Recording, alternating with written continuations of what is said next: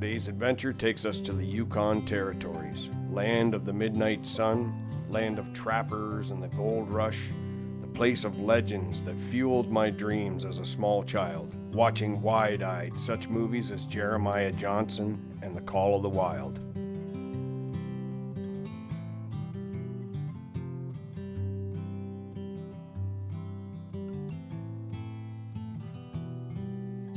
I fantasized about the day that I would venture there in search of the giant moose and ferocious grizzly bears that wandered this untouched land.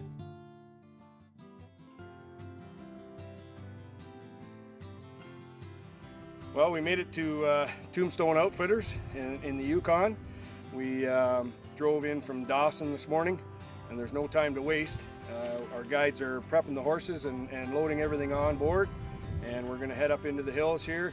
As you can see, they've had some brief snows, and the weather is kind of cool, and which is a great thing for us. I think it'll get everything moving. We're going to get on our horses and head up into the hills and see if we can't get a grizzly and a moose. I'm just going to get you to hold the tension in here. And Yeah, you hobble them at night, eh? Everybody's got to lend a hand here and pitch in. Help out any way you can. then we'll just come ask you to pull on this pillar over here. Pull off that. Pull. Yeah.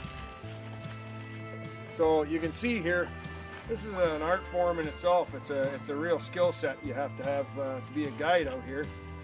When you're using livestock like horses and tying loads off with the straps and in packs and all that sort of thing, you know, these are a valued part of your team. So if they get sore, you know, if you tie something wrong and it's rubbing on them and irritating them, you know, you could put a horse out of commission way back in the backcountry. He's no good to you. All of a sudden he's a liability.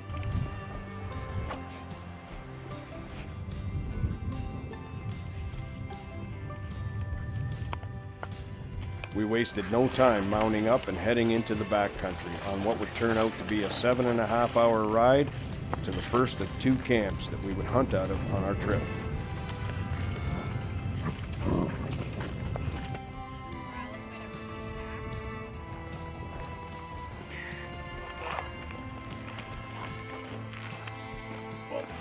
I knew that was going to happen. These boots are just a hair. What's that? The boots are just a hair too big for the stirrups. It's crappy this is stuck on standby. And I knew this was going to happen. The journey was a little challenging, but the mountains were so awe-inspiring that the time passed quickly.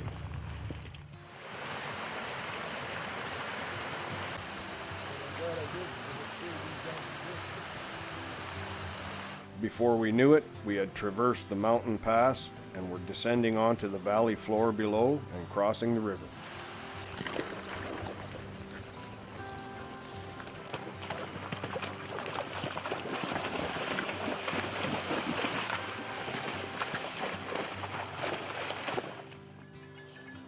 Well, the bells that you hear are the guide and the wrangler going to get the horses, and they're bringing them back. They found them. They were across the river a ways there this morning. Alex had to go and retrieve them. What they do is they put soft cotton hobbles on their legs with a bell on it so that they can locate them in the morning, and that allows them to move around at night and still have a little bit of their defenses, as well as feed, you know, throughout the night while we're sleeping. We rode back in a mixture of riding and leading the horses and hiking back into the backcountry yesterday, probably about 20 kilometers. It's just absolutely gorgeous here. We found a nice little log cabin that they'd got set up for us. Just, you know, had a beautiful breakfast. Kyla made us a nice breakfast, and so now we're going to saddle up a couple of horses, get into the high country, do a little bit of glassing, and see if we can't find a nice grizzly or a moose. There was some fresh moose tracks in the gravel bar when we crossed the river there last night coming in, so hopefully he's still hanging around here.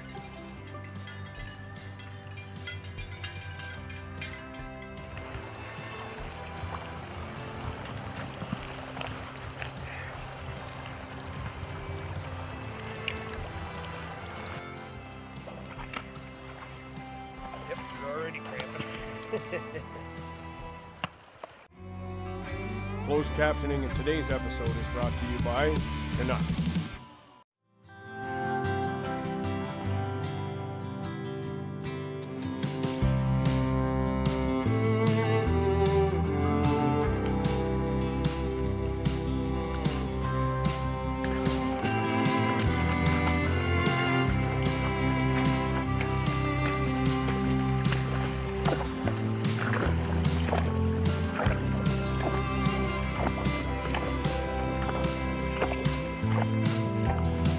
The majesty of the mountains around us made it difficult to stay focused on the task at hand, which was to locate and harvest a mature bull moose.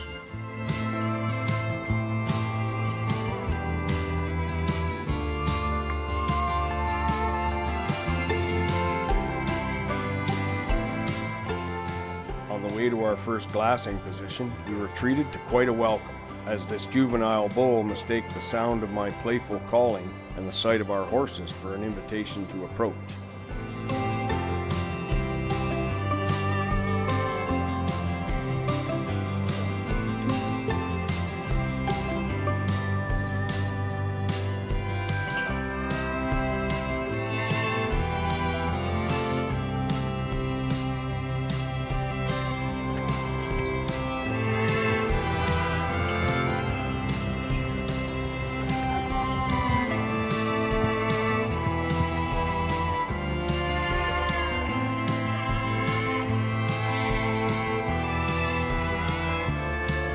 That's a call. Yeah, that's a call bull.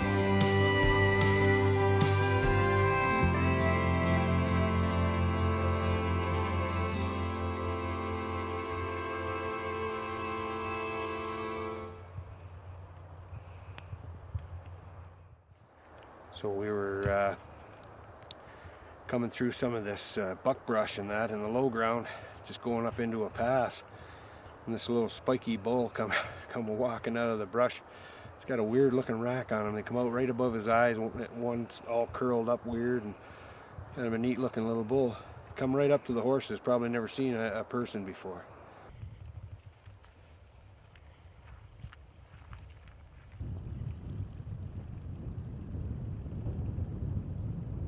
There's two cows down here in the low ground, not that far from where that small bull was. But there could be a big old bull laying down here in the willows, so we're going to keep an eye out. We're going to sit here and glass for a good while and see. Never know, something might materialize out of here.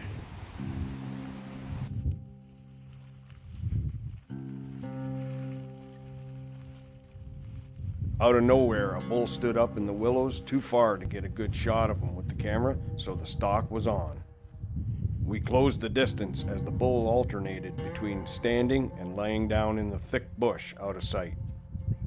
We found ourselves at 216 yards. Any closer and he would have been hidden in the thick brush, so we took advantage of this elevated position and set up for a shot.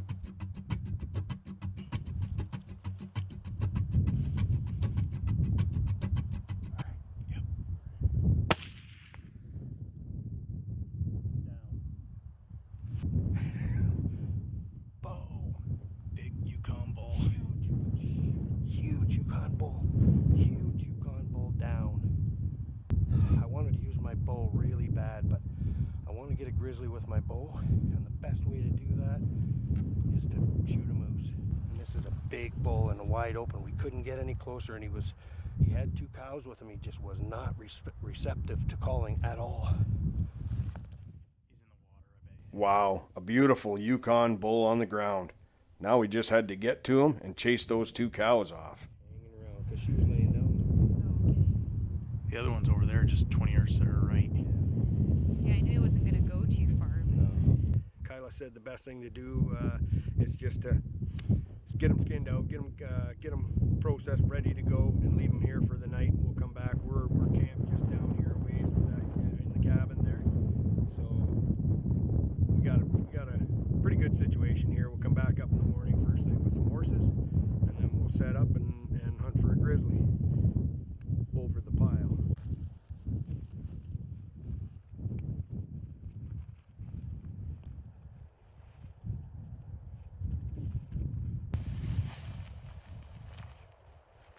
This portion of today's episode is brought to you by Bergara. Our barrels make the difference. Look at the points on this thing.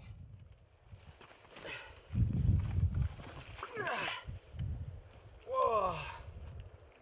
It's got a non-typical point in the back. Big ridge. Wow. This big point out here, that's Non-typical point here with a ridge that goes all the way down the back. It's got a lot of character. Oh wow, he's so awesome. I've shot 6 moose before, but they've all been small meat animals, cows, calves, small bulls. Big fronts, look at the fronts, hey, big palmated fronts. Lots and lots of points on the fronts. This front is just out of control here. That's a huge. Yeah, I saw those in the binoculars when he turned his head, and I thought, oh yeah, that was about the same time you were saying, that's a good bull. Isn't that something? Oh yeah, congrats. Thank you. Congratulations to Kyla. both of you. Thank you. It's been a pleasure. We crawled, how far you think, Kyla? From when we first started the stalk, we were up on the mountain, but he just all of a sudden appeared. And when we decided we wanted to go after him, we ended up having to, we stalked quite a ways. Kyla took us down through a little draw, you know, a little drain where we were below eye level. And then, man, we belly crawled, or like crawled on our hands and knees through the muskeg for quite a long ways. And it was well worth it. It sure was.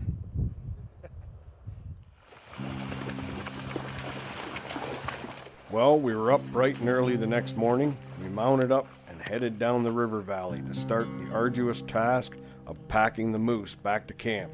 Thank goodness for horsepower.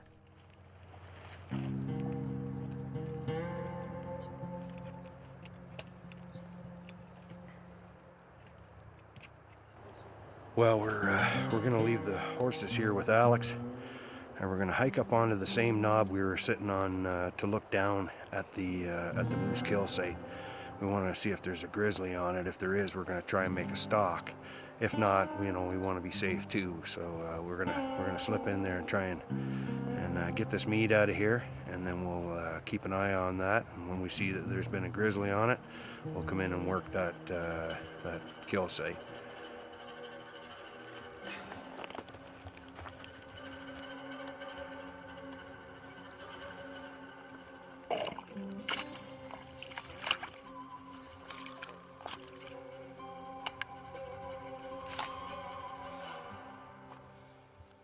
Mountain caribou.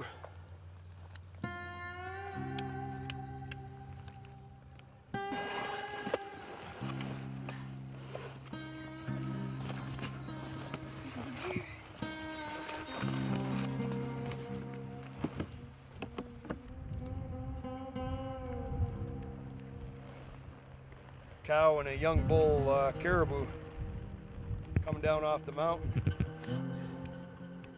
We were fortunate enough to see lots of moose and caribou on this trip, but by this time I was laser focused on preparing my moose to be transported back to base camp so I could get on a grizzly.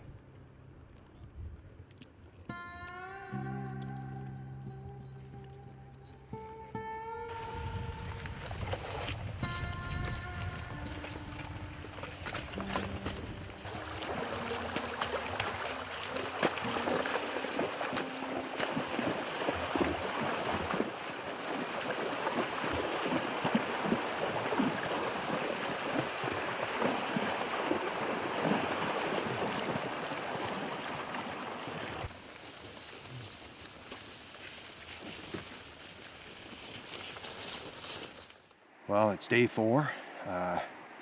We've got a moose down. We're in the midst of climbing this mountain to get a look at those caribou. There's a couple of real good bulls in that band. When we get up on the top, we're also going to set up there and glass for grizzly and see if we can't get something on the ground here today.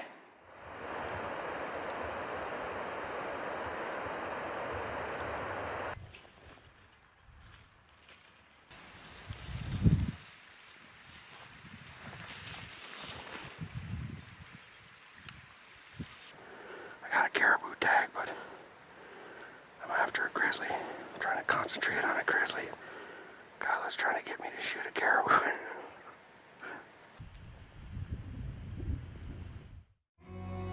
This portion of today's episode is brought to you by PSE Archery.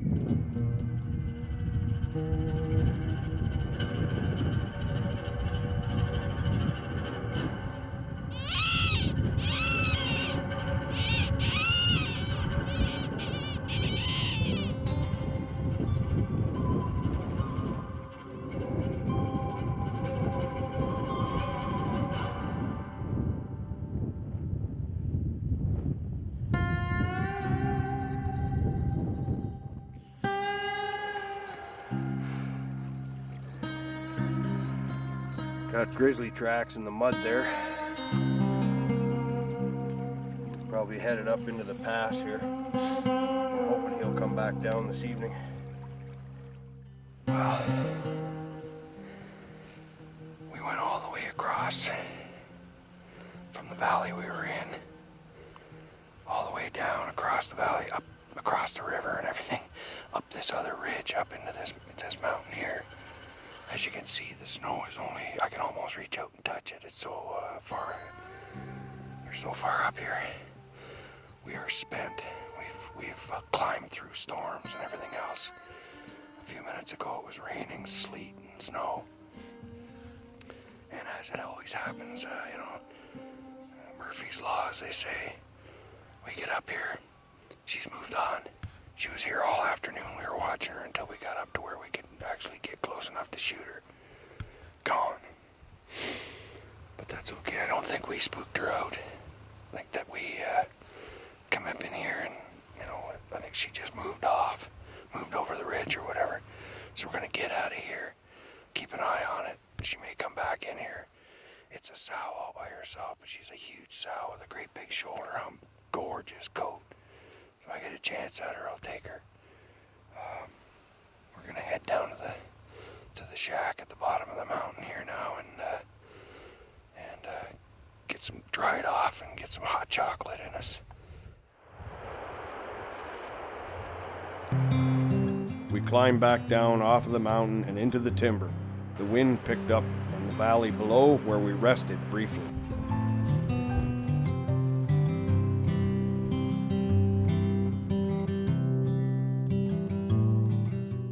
We had an encounter with this young bear who proved to be quite a show-off, but certainly not what we came all this way for, so we just enjoyed the show.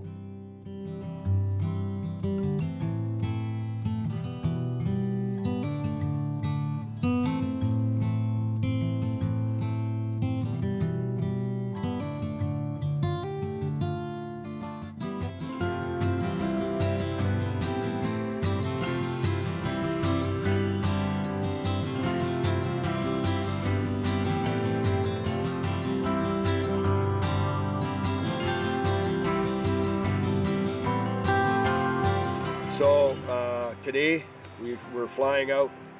Chris has already flown out. I'm next, I guess, and then we'll be heading to base camp, heading to Dawson, and putting an end to our hunt here in the Yukon. It's just been a fantastic experience, and again, as I say, anytime you so much as have the inkling, even if you're not sure, you know, don't hesitate. Call Clint Collins at Tombstone Outfitters.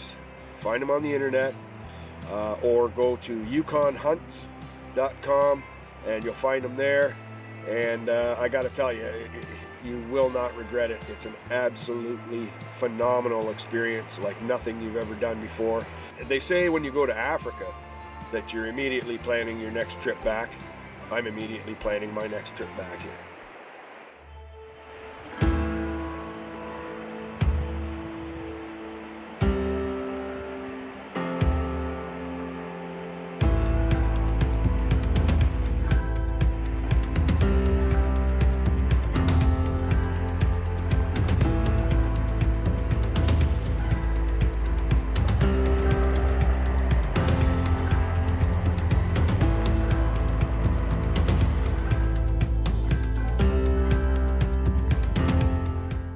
Thanks for watching.